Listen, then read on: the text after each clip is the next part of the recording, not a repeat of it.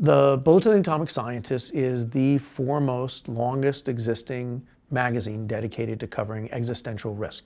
It mainly has focused on the danger of nuclear Armageddon, but over the last several decades has expanded to include other existential threats, including climate change and disruptive technology, including both biological weapons and artificial intelligence. So the deliberations of the Science and Security Board that set the Doomsday Clock every year are pretty intense, really educational for everybody in the audience, and we get to share both the facts and evidence as well as our perceptions about the nature of these individual challenges on nuclear, on climate, and on disruptive technologies. In the past, it's often been quite complicated and hard to come up with the movement of the clock in a defined time. We didn't have those challenges this year. In all of the areas that we cover, the dangers that we face are getting worse, and in many cases they're accelerating. Climate is getting worse, and the world is not taking the challenge seriously. We are not developing and deploying the tools necessary to prevent the further degradation of our environment and the further contribution of CO2 and methane into the atmosphere. In nuclear, we are seeing leaders across the globe with nuclear weapons accelerate their development of new weapons, talk about arms racing and trying to outdo the other, the possibility of resuming nuclear testing, deploying new, more dangerous types of nuclear weapons, and active conflicts among and between nuclear states and in regions of nuclear tension. And then in disruptive technology, we're seeing the acceleration of amazing technological advancements in the field of artificial intelligence, satellite reconnaissance, biotechnology, without appropriate safeguards or precautions to ensure that as we benefit from these technologies, we're not sowing the seeds for our own destruction. And a general effort by large industry and business and finance to resist active government regulation and controls over these means. And so for all these reasons, we decided to move the clock closer to midnight. It's hard to put our finger on one element of nuclear risk that really drove our decision to move the clock. The problem is there are so many signs that we are getting closer and closer to nuclear employment. You have now many countries around the world investing tens of billions of dollars to modernize and diversify their nuclear arsenals. The United States, Russia, China, North Korea, India, Pakistan, across the board. You're seeing the leaders of those countries talk more willingly about the utility of nuclear weapons, not just in a political sense. Can we use our nuclear weapons to deter our adversary, or can we use our nuclear capability to coerce our competitors into certain actions, but to actually use nuclear weapons on the battlefield, as Russia has threatened to do, as Pakistani officials have threatened to do. And so this dynamic where you have multiple states engaged in nuclear bilateral and trilateral relationships, where each sees a potential to outdo or catch up to the other. And you see what we refer to as arms race instability, where every nuclear action by one country is seen as a motive by another action to respond, leads to spirals. And this is how we ended up with over 70,000 nuclear weapons between the United States and Soviet Union during the Cold War. We're now at about 12,000 nuclear weapons worldwide, but the decline has stopped, and we're now seeing the growth begin again, and the potential for a worldwide arms race is upon us. Unlike any time we've seen over the last generation, you now have multiple leaders of nuclear weapon armed states talking about the usability of nuclear weapons, not just politically to deter our adversaries or to coerce our enemies, but the actual use of nuclear weapons on the battlefield. And the fact that nuclear weapons are seen as more useful, both politically and militarily, is a sign that we are in a global arms race.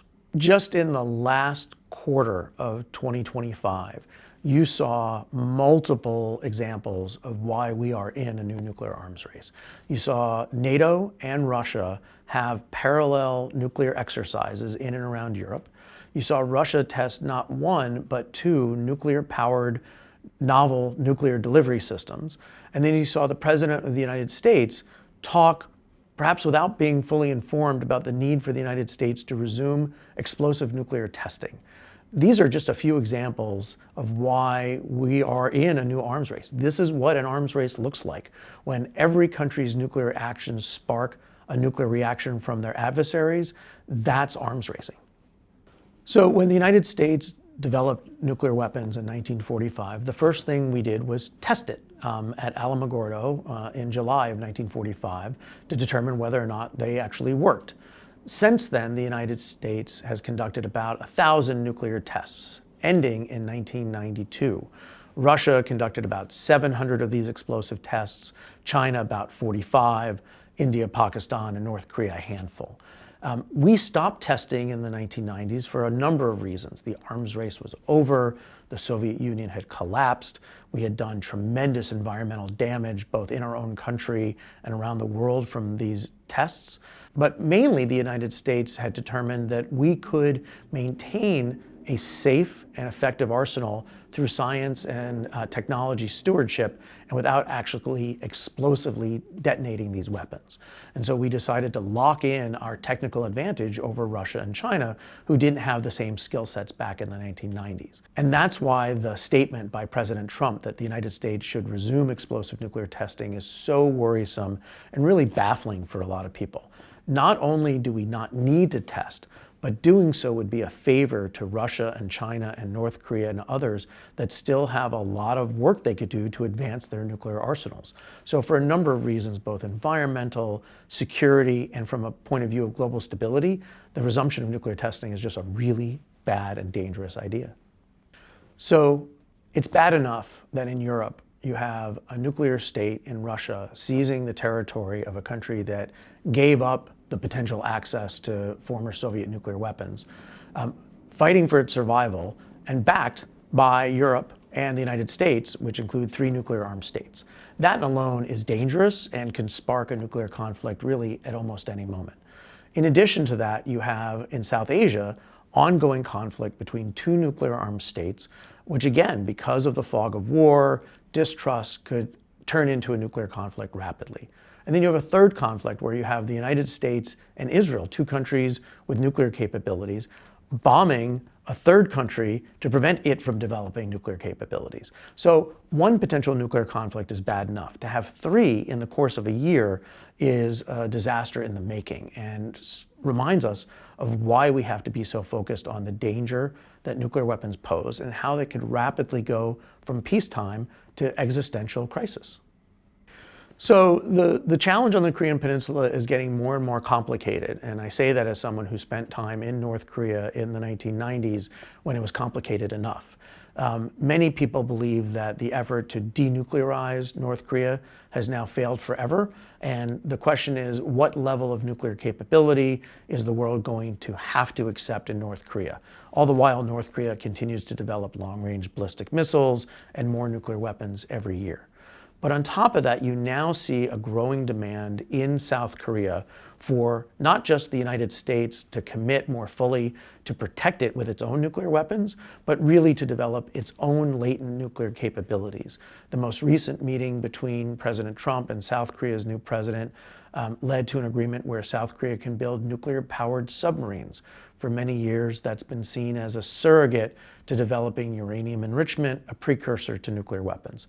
And in addition, South Korea is seeking to pursue a renegotiation of their nuclear cooperation agreement with the United States. So it's not just that North Korea is a growing nuclear power, but that South Korea no longer has confidence in the United States to protect it, that it's now more actively pursuing its own nuclear options. It's not yet at the point where it's prepared to break with its non-proliferation obligations, but the writing is on the wall for people worried that the US system of alliances in Europe and in Asia have held back the dam of nuclear proliferation for decades, and that dam is seeing damage done in a way that may not be repairable. So it's always been easy in the United States to get political attention when enemies or so-called rogue states like Iran or Iraq are interested in building nuclear weapons. Today, we have not a new problem, but really an old problem made new by the way the United States is approaching its role in the world. In the 1950s and 60s, the United States was very worried that we would see a wave of proliferation. There were dozens of countries in Europe and eventually in Asia we knew had the technical ability to build nuclear weapons. We prevented that through a series of agreements, negotiated treaties, and alliance relationships, which made it clear that our allies in NATO and Asia did not need nuclear weapons of their own, that the US nuclear arsenal and the British and French nuclear arsenals were enough to protect them. That confidence that the United States has not the capability, but the commitment to actually back up its allies is eroding. And that's leading to renewed discussions in Poland, in Eastern Europe, in South Korea, and even now in Japan about whether independent nuclear capabilities in those states are needed to protect themselves. And that's a more dangerous world for the United States and for the states themselves. Nuclear weapons don't make countries safer. It may make them feel more confident, but it also puts a target on their backs, and it puts on them the responsibility to effectively manage those nuclear weapons. You have to get every nuclear decision right every day, or we all lose. And there's a danger that we could all end up losing. One of the things the Bulletin should take a lot of credit and pride in is the facts that it has published and the tone that it's taken in looking at China's nuclear buildup and how it relates to the arsenals in the United States and Russia. There's no question China is building up its nuclear forces, and over the next couple of decades might even get to perhaps 1,500 nuclear weapons. But it's important to keep in mind that the United States today has 3,700 nuclear weapons, Russia over 4,000, and at the current pace of growth, it will take China 30 years to catch up to how many nuclear weapons the United States has. So it's a challenge. It's a problem. It is destabilizing the regions and it is adding to the arms race. But it is a challenge the United States has the opportunity to address both through direct engagement and, if necessary, through strengthening our alliances, through enhanced military capabilities for deterrence. But the idea that we need to be in an uncontrolled three-way arms race, or that the United States should try to expand beyond what Russia has because China has 600 or 700 weapons, isn't really backed up by history or by theory. What we need is some clear thinking and some leadership in all of these countries to recognize that arms racing doesn't lead to stability and it doesn't lead to security. What it leads to is danger and the prospect of escalation and arms race instability, which we learned during the Cold War is in no one's interests. Artificial intelligence is one of those tools that offers great promise, but also has to be approached with great caution. We're already worried that we're seeing the application of artificial intelligence, which by their own admission, the scientists growing these systems don't fully understand how and why they make decisions. We're seeing these capabilities integrated into conventional command and control systems, and they're already deployed in some ways in early warning for nuclear command and control. We're likely to see a further acceleration of large language models being used in the nuclear command and control system without really understanding how they do what they do and what they mean for stability. But beyond that, beyond the tool AI, there's increasing concerns about whether or not artificial general intelligence or superintelligence, however you define that, is possible. And if it is possible, whether or not human beings can hope to control it. By definition, if it is smarter than human beings, any system we might develop to control it, to contain it, can be outsmarted. And we don't have any reason to believe that those systems, as they're currently conceived of, will be safe or compatible with human interests for survival. The evolution of humans has defied our predictions, and we should expect that the evolution of general intelligence will also defy our predictions. It doesn't mean we're doomed to extinction, but it means we should be exercising caution in terms of how these systems are developed, and we should expect governments to both work to control the systems being developed in their own countries, and governments to work with each other to make sure we don't get into an unnecessary AGI race just for fear that the other country will develop it before we do.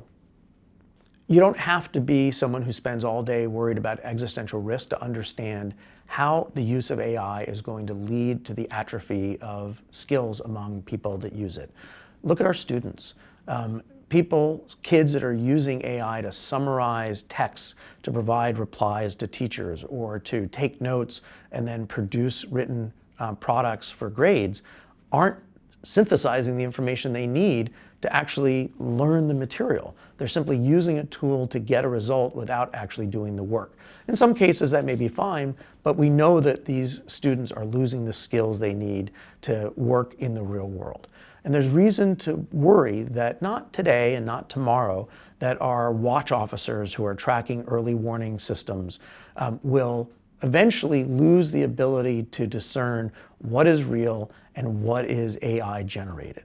Today, if a watch officer on a clear Tuesday sees multiple nuclear weapons coming from North Korea or Russia, they might have a little bit of pause. They might say, well, wait a second, maybe this doesn't make sense based on what I'm seeing. But in 20 or 30 years, if they're using large language models to alert them to a problem, and they don't understand the context, they don't understand what's going on in the world, and they don't have the skill set to even know that there's another way of verifying information other than using artificial intelligence, they may not be able to protect us from accidents or hallucinations. Yeah. So the good news is that in each of the areas the bulletin covers, we know what it takes to actually address and conquer these challenges. We have, maybe not all, but most of the tools we need to address climate change. Energy efficiency, reducing the production and release of greenhouse gases, using energy more efficiently, and actually beginning to bring down the climate targets are within our capabilities. Yes, we need massive investments, but we need the leadership to actually make those investments and achieve these goals are possible. In nuclear, we know how to identify and cap and eventually eliminate nuclear weapons if the leaders of countries recognize that nuclear weapons are actually more dangerous than they are bringing of security. And so for the leaders of the United States and Russia who have said they want to cap nuclear weapons, they believe in pursuing lower numbers of nuclear weapons, it's an application of will, not a development of new technology. The most uncertain of these areas is in emerging technologies, including artificial intelligence.